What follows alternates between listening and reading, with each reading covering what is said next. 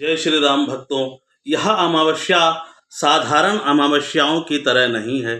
इस अमावस्या को वर अमावस्या भी कहते हैं और बट अमावस्या भी कहा जाता है। ऐसी मान्यता है कि बट सावित्री व्रत इसी अमावस्या को हुआ था और जो बट वृक्ष के ऊपर सत्यवान जी सूखी लकड़ियां तोड़ रहे थे और सावित्री ने उनको, जब सर दर्द होने के कारण सावित्री को पता चल गया था कि इनको मृत्यु आने वाली है, क्योंकि वो अल्पायु थे, सत्यवान जो थे वो अल्पायु थे, तो इसीलिए सावित्री पीछे पीछे रहती थी, हर समय अपने पति के पीछे रहती थी और उनकी आज्ञा का अनुसरण करती थी।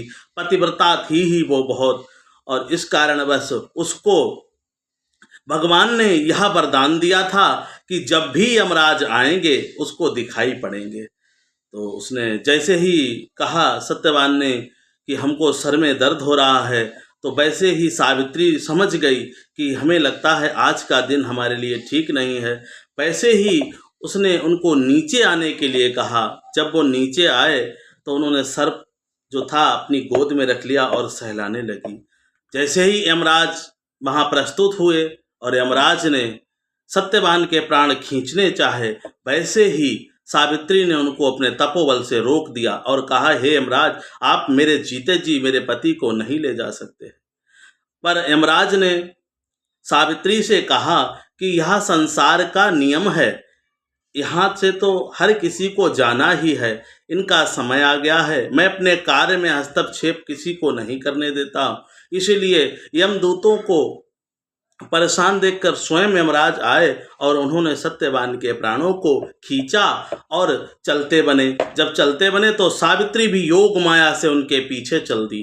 जब पीछे चल दी तो यमराज ने पीछे घूमकर देखा और पूछा कि अरे सावित्री, तुम जाकर अपने पति की रक्षा करो। तो उन्होंने कहा, पति की रक्षा करें? पति को तो आप लेके जा रहे हैं, मैं रक्षा किस मिट्टी की करूं? तो उन्होंने कहा, नहीं, वहाँ देखो कुत्ते और अन्य जानवर उसकी मिट्टी का विनाश कर देंगे, तुम बाहर हो और उनकी अंत्येष्टि कराओ। उन्होंने कहा, नहीं, मुझे अपने पति के प्राण वापस चाहिए है, तभी मैं यहाँ से वापस जाऊंगी।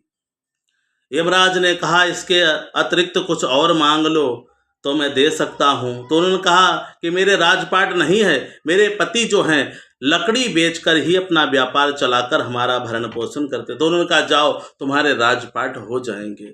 यमराज का आशीर्वाद था, राजपाट हो जाएंगे। उन्होंने कहा, मेरे सास ससुर अंधे हैं और मेरी सेवा कैसे करें, राजपाट कैसे चलाएंगे? तो उन्होंने कहा, उनकी भी आंखें आ जाएंगी।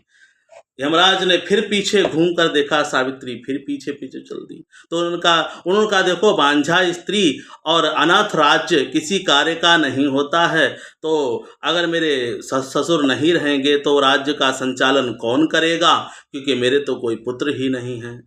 तब तो यमराज जी ने कहा, जाओ, तुम्हारे पुत्र भी हो जाएगा।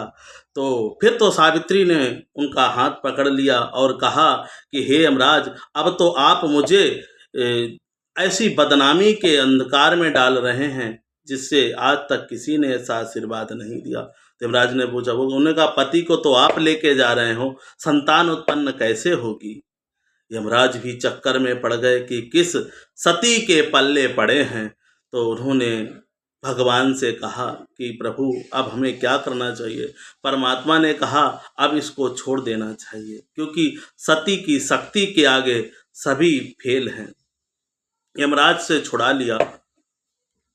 सावित्री ने सत्यवान जी को यमराज से छुड़ाकर अपने शरीर में प्रबद्ध किया, राजपाट मिला और उस बरगद के वृक्ष को 7 परिक्रमा करके सूत बांधकर दीपक जला के डंठल सहित अनाज को चढ़ाकर फल, दूध, मिश्री, हर चीज को, मिष्ठान को भोग लगाकर और उसकी पूजा की। और फिर भगवान ने यह बट वृक्ष में प्रकट होकर यह आशीर्वाद दिया कि आज के बाद जो भी बट सावित्री व्रत का, आज के बाद जो है बट सावित्री व्रत, बट अमावस्या के दिन बरगद की पूजा करेगा, उसको पति से विमुख कभी नहीं होना पड़ेगा और वह सौभाग्यवती रहेगी हर समय। यह आशीर्वाद भगवान शिव ने दिया और फिर वहीं अंतर ध्यान हो गए।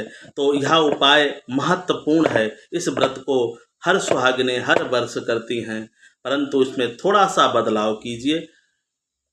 थोड़े से उर्द अमावस्या को अवश्य खीर या दही में मिक्स करके आप अवश्य रखिए।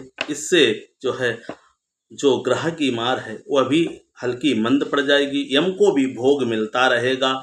इससे जो है आपके पति की लंबी उम्र में बहुत सहायक होगा और कारोबार में भी सफलता मिलेगी।